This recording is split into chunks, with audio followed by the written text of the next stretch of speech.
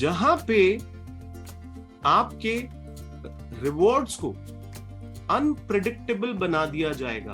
ध्यान से सुनिएगा और इस वर्ड को पकड़ लीजिएगा, बिकॉज आपको बहुत फायदा करेगा ये किसी भी काम में कंसिस्टेंट बनने के लिए, ये समझने के लिए कि आप कोई काम क्यों छोड़ देते हैं। इस एग्जाम्पल से समझाने की कोशिश करूंगा। तो हम कह रहे हैं कि अगर कोई इंसान को जब जुए में वो सट्टा लगाता है और उसको रिटर्न मिल जाता है तो उसके दिमाग में वो रिवॉर्ड फिक्स हो जाता है। तो वो इस प्लेजर को पाने के लिए कि मुझे वापस से मिलेगा, मुझे वापस से मिलेगा, इसके लिए वो वहां जाता है। अब बहुत ध्यान से सुनना, सिर्फ प्लेजर के लिए वो वहां नहीं जाता है, वो पेन को कम करने के लिए वहां जाता है। अब ध्यान से सुनना, ये कैसे होता है। कभी आजकल ये बड़ा माफियाओं का चल रहा है ना, आप न्यूज खोलोगे माफिया। आपने कभी ये देखा कि आपके अंदर भी एक छोटा माफिया बैठा हुआ है? आपने कभी देखा आपके अंदर भी एक छोटा चोर बैठा हुआ है, एक छोटा आतंकवादी बैठा हुआ है? कभी नोटिस किया इसको? नोटिस नहीं किया तो करिए, क्योंकि जो इंसान खुद से ईमानदार होता है, बहुत सच्चा होता है ना खुद से, तो ये मानता है कि हाँ यार, जब एक इंसान को कम मेहनत में 4 गुना पैसा मिल जाता है। ध्यान से सुनिएगा इस बात। सर कोई नौकरी करता है, सुबह जाता है, शाम को आता है और उसको पता चलता है 50,000 रुपए महीने के मिलते हैं। कितना कुछ करना पड़ता है उसको काम, और ऐसा हो कि आपको बैठे बैठे 50,000 रुपए मिल जाए, तो नौकरी पे जाना आपको दर्द भरा लगेगा या नहीं लगेगा? निश्चित ही लगेगा। तो दर्द को बचाने के लिए 50,000 की फिर चोरी करने की मन आएगा उसको। वापस से समझाता हूं आपको इस बात को कि जब जुआ किसी ने 1 का 4 बनाया, 1 का 4 बनाया, अब 1 का 4 वैसे अगर इस हमारे जो काल, परिवेश, परंपराएं चल रही हैं, उसमें 1 का 4 बनाने के लिए बहुत मेहनत करनी पड़ती है, बहुत जुगाड़ू होना पड़ता है। तो इंसान को क्या इसके लिए नहीं जा रहा वो सिर्फ कि वो 1 का 4 बनाएगा, वो उस दर्द को हटाना चाहता है कि यार मैं काम कैसे करूं इतना 4 बनाने के लिए। तो मैं इस पेन को कम करने के लिए ही बार बार सट्टा लगाता हूं, कभी तो होगा 1 का 4, क्योंकि हुआ है एक बार 1 का 4। यानी कि जब तक आप इन सारी चीजों को अपनी जिंदगी से जोड़ के नहीं देखेंगे ना, आपको ये पूरी दुनिया ऐसी लगेगी कि हाँ कोई होगा जुआरी, कोई होगा माफिया। और जहां आप ये देख लोगे कि मेरा दिमाग ही तो माफिया है यार, ये माफियागिरी करता है, कई बार ये माफियागिरी करता है। कहते हैं ना, पावरफुल मंदिरों में जाओ, एक तो आप ऐसे जाओ, हम भक्तजन हैं, श्रद्धालु हैं, हमें भी भगवान का आशीर्वाद चाहिए, जाओ आप देखो आपका कितनी देर में दर्शन होता है। और एक बार आप जाओ कि हम फला फला और फला फला के फला फला है, फिर देखो आपका कितनी जल्दी दर्शन होता है। अब आप समझना इस चीज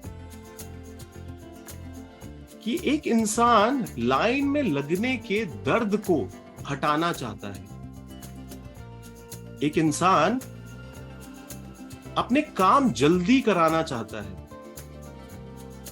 एक इंसान अपने काम को जब बहुत देर में होते हैं तो उस पूरी प्रक्रिया में उसको बहुत दर्द का सामना करना पड़ता है।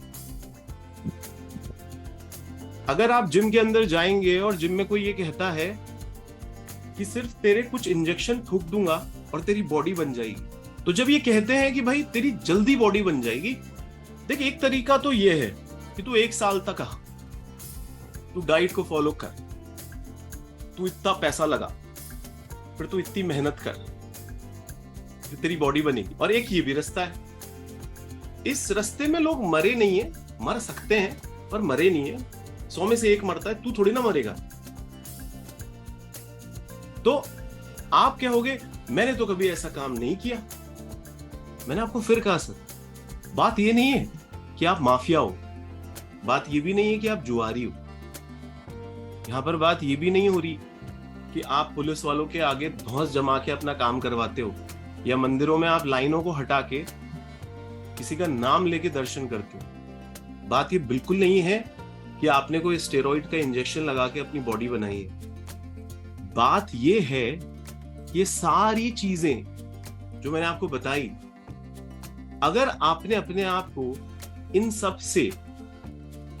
से जोड़ा नहीं, यानी कि आपने इस चीज को गहराई से समझा नहीं, तो आप इस ब्रेन का जो पेन और प्लेजर प्रिंसिपल है इसको नहीं समझ पाएंगे। क्योंकि हमारा दिमाग जो है, इसको अगर किसी काम को करने में मजा आता है और आपने जाने अनजाने में उस काम को करने में आपने ज्यादा मजा ले लिया, तो डोपामीन के साथ क्या होता है दोस्त, कि डोपामीन आपको जैसे मजा देगा उसके साथ ही आपको एक पेन भी दे देगा। आपको कोई काम करने में मजा आया क्योंकि आपने पहली बार किया, आपको मजा आया। अब आपने जब बार बार किया तो क्या आपको वही मजा आया? सोचना एक बार की।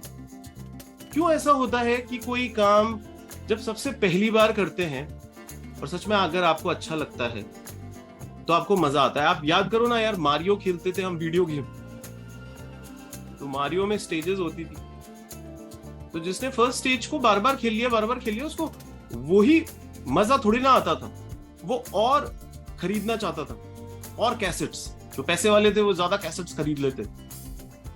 जब आप एक कॉमिक पढ़ लेते थे तो आपको मन करता था और कॉमिक पढ़ो। आप एक ही कॉमिक को बार बार थोड़ी ना पढ़ सकते थे। चाचा चौधरी, सुपर कमांडो ध्रुव, याद आ रहा है? बिल्लू है, नागराज, दोगा, शायद हमारे टाइम के लोगों को याद हो ये सब। तो कई लोग जिनके पास पैसे होते थे वो ज्यादा कॉमिक्स खरीदते थे, झट से पढ़ लेते थे, फिर दूसरी कॉमिक, फिर तीसरी कॉमिक किराए पे लेके आते थे।